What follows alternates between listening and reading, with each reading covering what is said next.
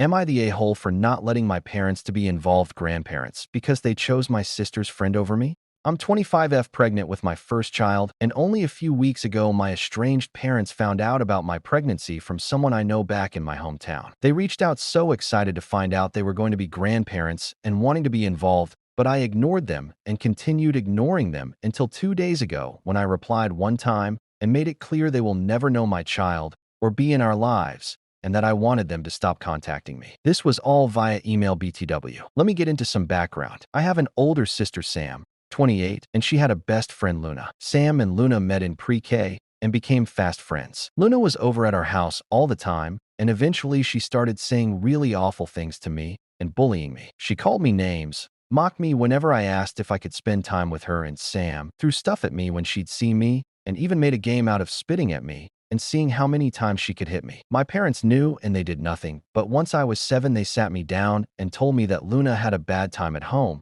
and she was mean, but she needed us and I needed to understand. And how Luna was so important to Sam and she would grow up into a better person if we didn't abandon her. She used to come along to extended family parties and dinners. I remember one time Mom's side was all meeting up, and because my parents didn't say Luna was coming, we were a chair short for a bit. Luna took the chair and then said there was no room for me at the table, just like there wasn't room for me anywhere, and I should cry in a corner somewhere. Mom's family were horrified, and I started to cry. I was like 9 by then. My grandparents ended up leaving the table and getting one for just the 3 of us, and they spoiled me while they refused to pay for a single thing Luna consumed. They asked me what was going on too, and I told them everything. Afterward, my parents got so much shift from Mom's side of the family, and my mom's parents contacted my dad's parents, and they were shamed by both sides. When they had enough of that, my parents told Sam that Luna needed to come over less, or she needed to be nicer. They sort of stuck to that for a while. My grandparents checked in on me weekly to see if my parents were letting that spoiled little madam into the house to abuse me, and I think that was the deterrent for my parents. But then when I was 12, my parents let Luna move in with us. They said her home situation was worse,